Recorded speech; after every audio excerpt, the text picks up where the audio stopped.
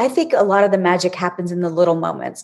So gathering is putting those people together in a room, whether it's virtually or otherwise, and then creating that space for people to be able to engage. But people are hungry for leadership. So you can't just stick them in a room and leave them to their own devices. You have to set the stage. You have to give people handles with which to engage with each other and then let the magic happen. My favorite part of any event is when all the introductions are made.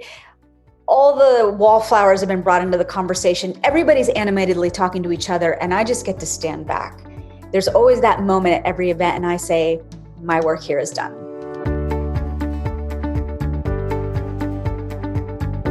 Welcome to the Good Life Coach podcast. I am your host, Michele Lamoureux. The intention of this show is to awaken you to your fullest potential. Join me each week for inspiring interviews to elevate an area of your life, as well as interviews with women entrepreneurs who are creating success on their own terms. Each episode provides actionable tips to guide you to design a life you love. Hey there, it's Michele Lamoureux, and welcome back to the Good Life Coach podcast. Joining us today is Joya Dass, who was one of the first South Asian females to be seen on mainstream television in the United States. She's been a business anchor for major networks for the last 15 years, delivering live hourly reports from the floor of the New York Stock Exchange for Bloomberg, CNN, ABC, CBS, New York One News. And Joy is currently focused on cultivating women leaders through her Women's Leadership Academy. And today we're having an interesting conversation because Joya has a very unique skill set because she had this amazing career, which was her dream job of being an anchor, and pivoted and has cultivated these really meaningful and interesting, unique networking and gathering opportunities for women. And she's going to talk to us more about how we can be doing that since so many of us are feeling so isolated. So welcome back, Joya. This is the second time you've been on the show, actually. And Michele, I love being in conversation with you because I feel like we talk about such interesting things together. So thank you for having me, but it's always a pleasure. Yay. Yeah. And I'll link our first interview, and the show notes for today are going to be able to be found at thegoodlifecoach.com. So you can head on over after the interview and check out all the resources that we discussed today.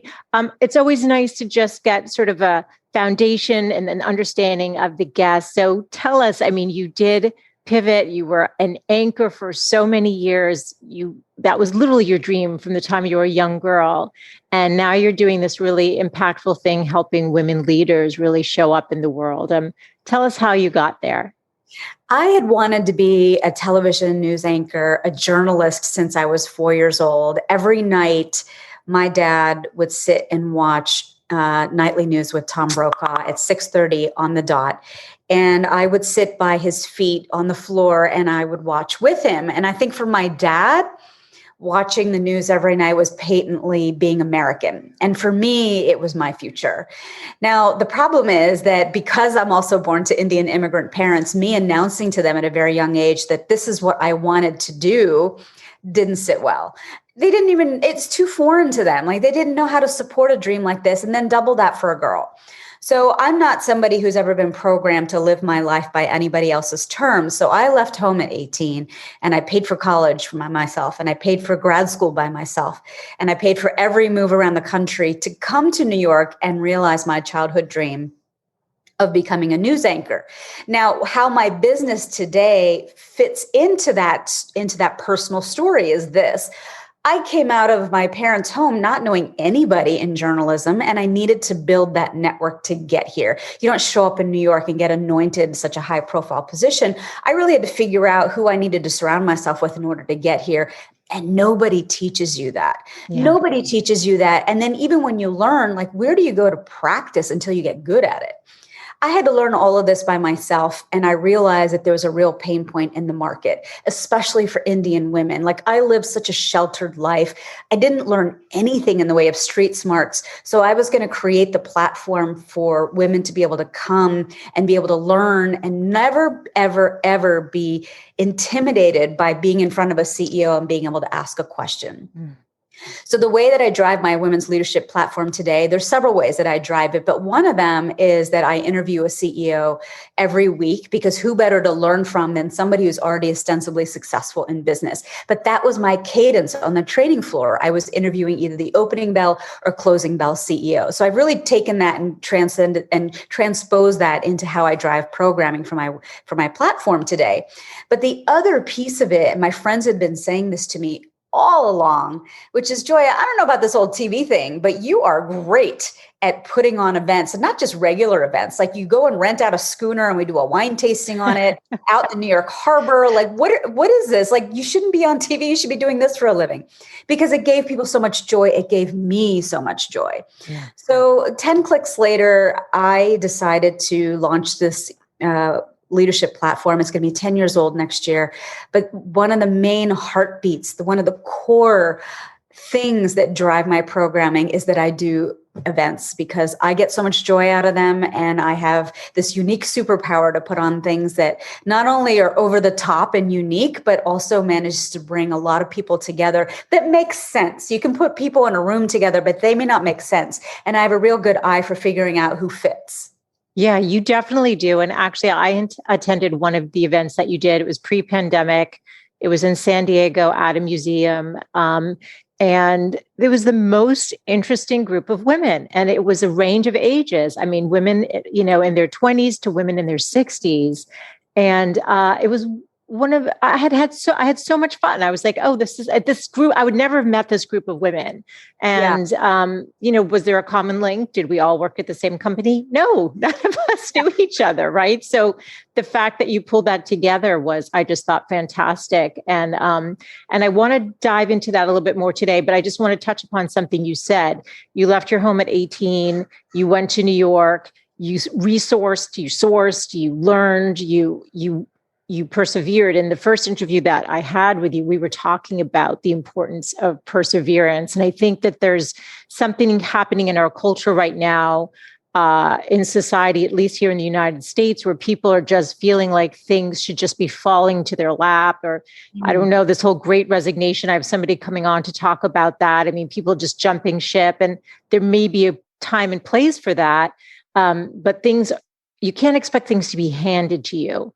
Mm-hmm. And I think, we're of a generation, and we both have immigrant parents, where you're taught the value of hard work and being resourceful and making your own way. It's just an interesting time right now. So I think perseverance is very important. Yeah. I mean, look, let's whittle it down to like a basic thing in sales and business.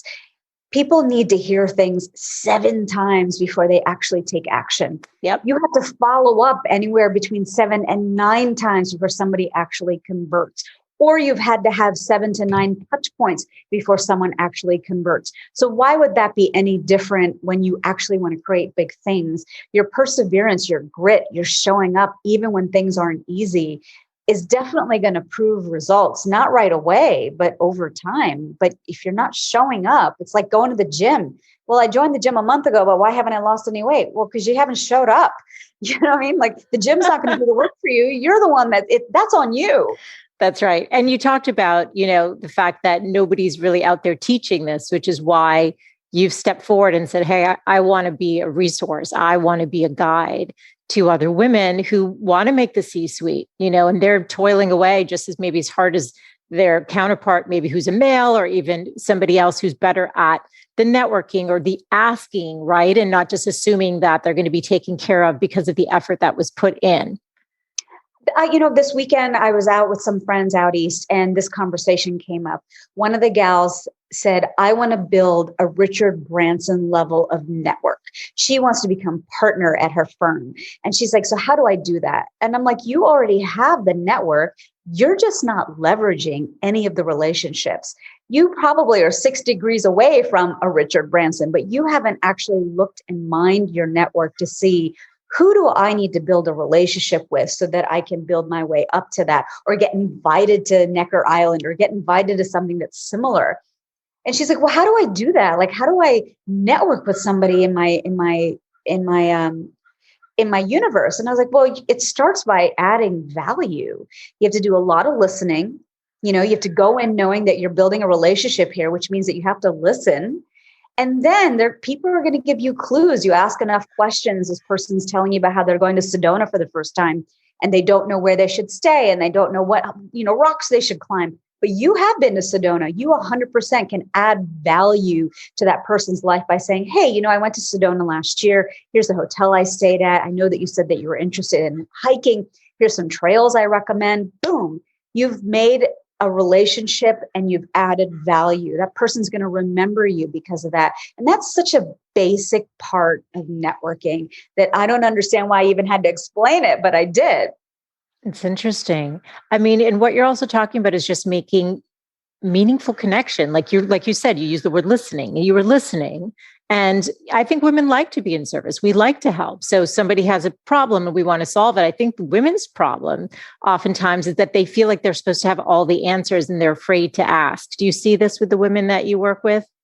I'm 100% guilty of that. My perfectionism gets in my way. My business coach told me this yesterday. A prime example, a lot of women don't know how to use Twitter.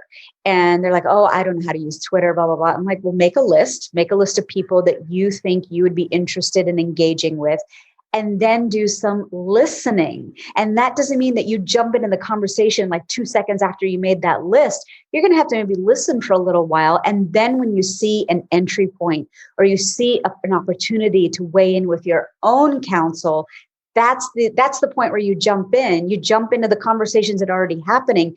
You don't, start your own conversation and hope that somebody jumps in.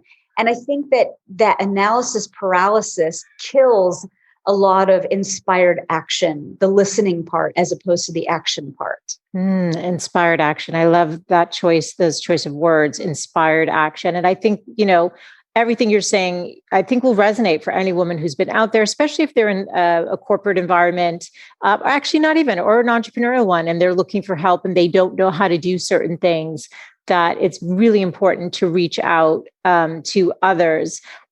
I'm wondering, so I think women are always looking for ways to connect personally and professionally. So it's not just professionally. I think women are hungry for meaningful connections. And I think, you can have ones from your younger days. And then as you grow older, you love those people, but, you have different interests and you want people who are aligned. What advice can you give to someone who, wants to bring people together in a unique way? And maybe it is like, women who don't know each other, like the event that I went to. What can you share from how you've curated these events? I always make my event about something bigger. So for example, the event that you came to in San Diego, the real galvanizing center or anchor event was that I had hired a docent and we were doing a private tour of the San Diego Museum of only women artists. It's true. So that's right. That kind of narrowed who would be interested in wanting to learn about that too, right? Yeah, what am I doing? I'm leveling the playing field. You might all be in different sectors, but if you're coming to something like that, there's already something being said about you. You're probably somebody who engages in the arts. You're somebody who's probably a deeper thinker, or you're somebody who wants to be able to process history. So I'm already leveling the playing field by who comes to something like that. Then the second piece is that right before the event, maybe a week out, I also introduce everybody on a common thread. And I don't just say, hey, Michele, here's, Susie, why don't you meet? I give everyone's name, title, and LinkedIn profile. So you can go in and already start to mine handles or tidbits about this person that you're going to meet in person, and have talking points ready, because if maybe that's where your sticking point is, you're not comfortable walking up to strangers. Nowadays, everybody's publishing everything on social media. All you have to do is go and look at the things that Michele Lamoureux is passionate about. And you can say the next time you meet that person in person, hey, I noticed that you live in San Diego. I used to live in San Diego for 10 years. Is this restaurant still around? But I think going that extra step and making sure everyone gets to meet each other is also, I'm melting the iceberg even before you hearken the front door of my event. And then once you're at the event, the wheels are in motion. But I am always as somebody who's hosting the event, scanning the room. I'm scanning the room, who's standing by themselves, who's engaged in conversation, who's a little bit shy, who's sucking all the oxygen in the room. And I make sure that in the after part, and I think the after the big event part is very important to me, because that's when everybody sits down for a dinner or for a lunch. And I go around in a round robin fashion and I ask you, what resonated for you? What's something that you saw in the women's stories today that you think that you could transpose into your life? And that's when I feel like that's giving people, again, more and more handles on how to engage with that person. Once I'm done with my rounds of questions and everybody's free to, talk to each other. And by the end, I can't pull people apart because they're so engaged, because they've learned so much about each other because of the serious questions I've asked. But I'm making sure even the shyest person in the room gets equal airtime as the one that sucks all the oxygen in the room. And I don't think that most networking events do that. They definitely don't. I mean, I worked in corporate for over 15 years and I was at a networking event at least 3 to 4 times a week, whether it was morning, afternoon, evening, or all of the above. And I think what you're talking about is actually really interesting, because you are so good at putting these together that I didn't connect the dots to what you just said. You're right. We were there learning about female artists. That was appealing to me. I grabbed my sister-in-law. I was like, maybe, you'd find this interesting. One of the women that was attending that night curates, she has a house full of rare, very expensive art. It was like, oh, I should have you all over to see my art at my home. I mean, so that's what drew her there. So it's interesting what you said. And then you had that open-ended question of what it resonated with you. What did you take away? And like you said, we went deeper as we did sit around the table afterwards, because you can't really talk as much. You are a little bit in the museum, but you're not really interacting as much until you sit down for that moment. And then that is where people bonded and started exchanging information. And again, I'm leading. I ask a bunch of questions. I'm sure some people find it annoying, but I'm actually leading with my natural curiosity. I actually want to know what resonated for you, which story resonated for you. What are your goals for next year? Why are they important? How are you hardwired? And I think that's part of what had made me a great journalist, is that I've always been curious about people, but I don't think that this curiosity doesn't have a place in the networking field, or doesn't have a place when you're trying to build relationships with people that might be just doing a little bit better than you. Ask questions and just be curious about who that person is. Yeah, I love it, because I used to work with attorneys, and they can be uncomfortable at networking events. Yeah. And a lot of them could be very introverted and be like, I don't know how to connect. And I'm like, first of all, be yourself. Yeah. Don't think about, you're not there to pitch.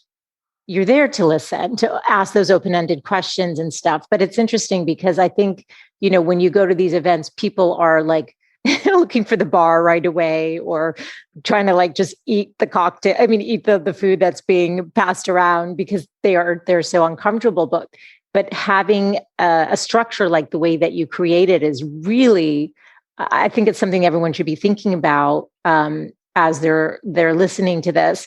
I'm curious. So we've got the advent of the metaverse, which honestly I think is just a disaster. That's me personally. Maybe it's the Gen X in me. I feel like we need so much more in person and connecting in real life. This idea that we're going to get lost even more on social, because I think people are just, we're just scrolling too much and getting too much data all at once. I'm just curious, do you recommend that when you are putting together an event that it happen in person, or can it still be impactful online? I think it can be impactful online. And look, because of Omicron, events are canceling right and left. I have a dinner planned for tomorrow where 2 people just bailed out because they're just proactively worried about their own mortality. They're older, so they're not coming. And yeah. I mean, I'm doing an event on the 21st and people keep writing me saying I'm not traveling right now because of Omicron, so on and so forth. So it's a real thing. And we might be stuck in this alternate reality, i.e. the metaverse, for a little while longer, because look, I don't have an event without people. I can sit there and just rah, I'm going to do this anyway, but I don't have an event without people. If you don't want to get on a plane, you're not coming to New York, then that's challenging for me. So let's silo that for a second. Yeah. If you're going to be in this alternate universe for much longer, I'm actively exploring AR and VR, virtual reality technology. What can I do to create a virtual dinner party where essentially you're still seated at a table because of like some glasses that you're wearing, or, something that your phone is allowing you to do. And I'm still asking those round robin questions, but instead of you physically being there, maybe there's an avatar of you that's engaging with each other in real time, as if you were at the actual dinner. So I think that if you're willing to keep innovating, if you're willing to keep thinking of new ways for people to engage, then there's a possibility of being able to do this. Throughout the last 18 months, I've done bourbon tastings, I've done flower arranging, I've done wine tastings. All the stuff gets mailed to you. You come together on Zoom, you're arranging flowers together with the instruction of somebody who's been hired to do that.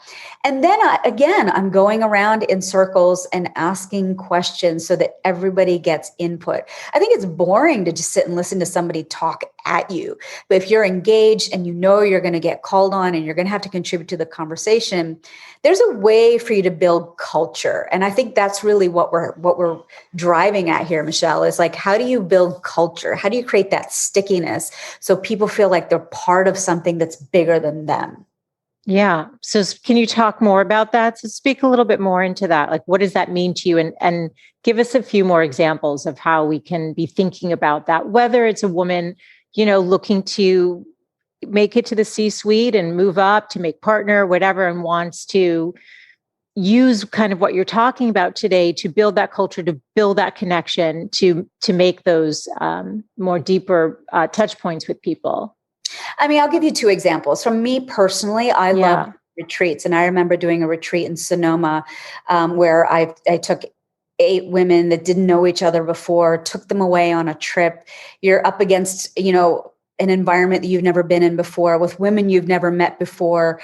There's always stuff that happens in real time, but you're figuring those things out together. And that group has become a really strong friendship base that still gets together 5-6 years later because of that moment that bonded them. So I think shared experiences that are just outside of your comfort zone can really bond people together.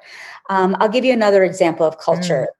There is a dentist who is in New Jersey. He's actually married to one of my members. And one of the ways that he builds culture in his office, especially through the pandemic, when people started to come back into the office, is that every Friday, everybody had to wear the same color of shoes. That's so fun. And you know what? Like, listen, dentists are a dime a dozen. But because he had this bigger thing that people felt that they were a part of, he was able to retain his employees because there was an element of fun to their lives. It wasn't just about work. And if you've got fun employees who are happy to be there, that trickles down to your patients and the people that are paying you to be a patron in your business, your product, or your service. And so I think that building culture in that way can be something so simple, but people don't get it. One of my students in my master class has one of the top performing teams in Canada. It's a banking outfit. And one of the things that she did every week through the pandemic is hire somebody to do a workout every Friday morning. And everybody had to show up in their workout gear and work out with this person.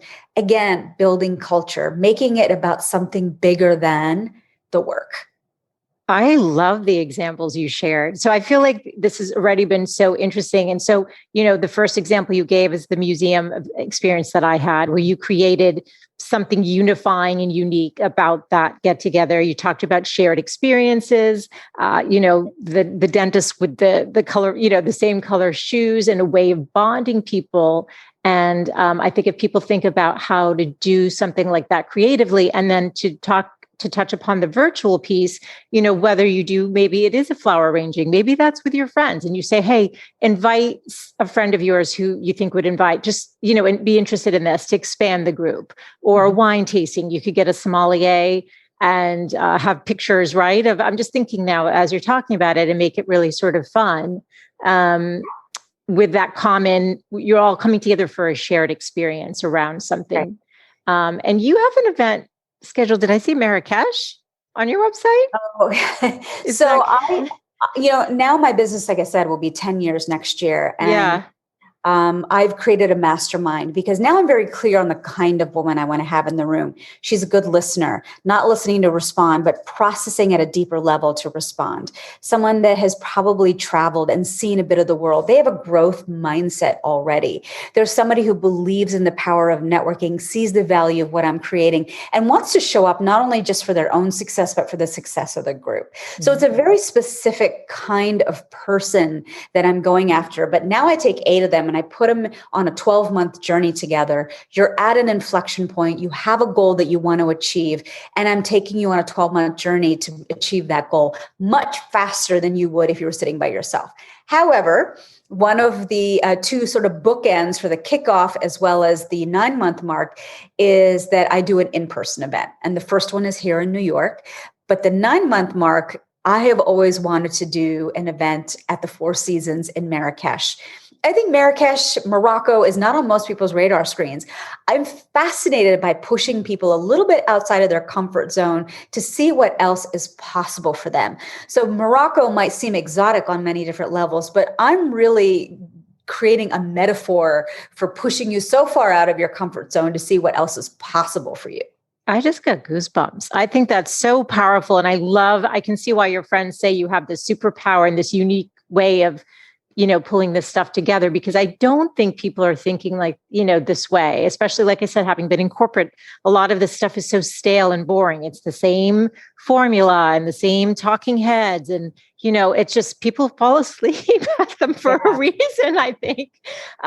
So I think that's fantastic. Well, before we wrap up, tell me, is there anything that I didn't ask that you would like to share on this topic today? I get so much joy out of bringing people together and seeing what becomes possible because of the power of the collective.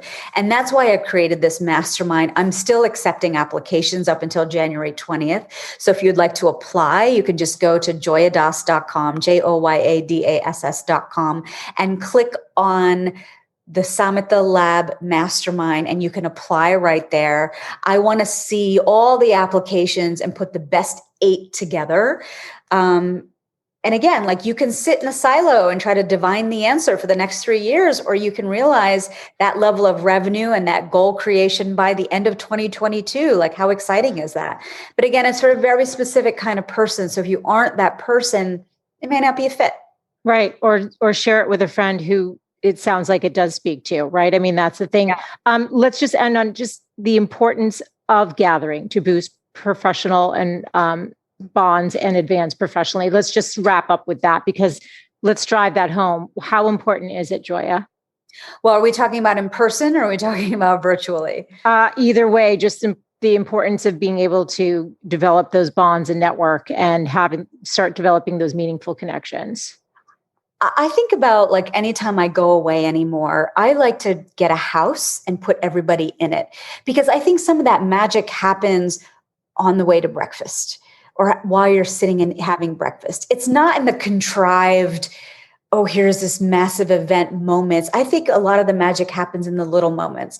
So gathering is putting those people together in a room, whether it's virtually or otherwise, and then creating that space for people to be able to engage. But people are hungry for leadership. So you can't just stick them in a room and leave them to their own devices. You have to set the stage. You have to give people handles with which to engage with each other, and then let the magic happen. My favorite part of any event is when all the introductions are made, all the wallflowers have been brought into the conversation, everybody's animatedly talking to each other, and I just get to stand back. There's always that moment at every event, and I say, my work here is done. And I think that there's so much twitching and worrying and selling that goes into that moment, but that moment makes it all worth it. So beautiful. What a great way to end. And I love what you said about those magic moments happening in on the walk to breakfast, right? It's not necessarily about the main event. It's these little, quick moments that you're just connecting with somebody as you walk and you're relaxed in yourself. You're not on.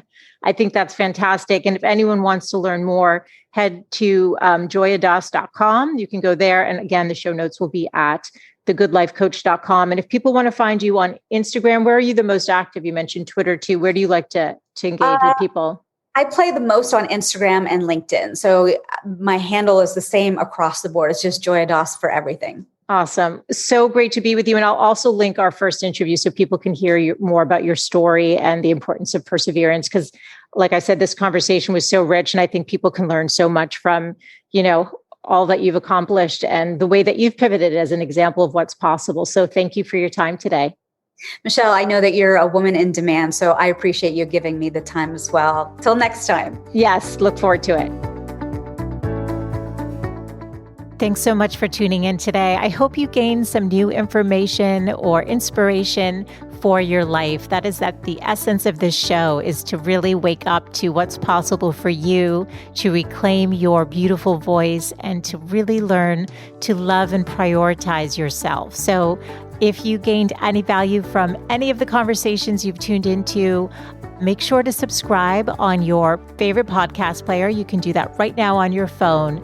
And please do consider leaving a rating and review if you have yet to do so on Apple Podcasts. It's actually how more women can find the show. And I really want to grow a community of women who are loving themselves and living full on. So thank you as always for tuning in. And I look forward to reconnecting with you next Wednesday. Bye for now.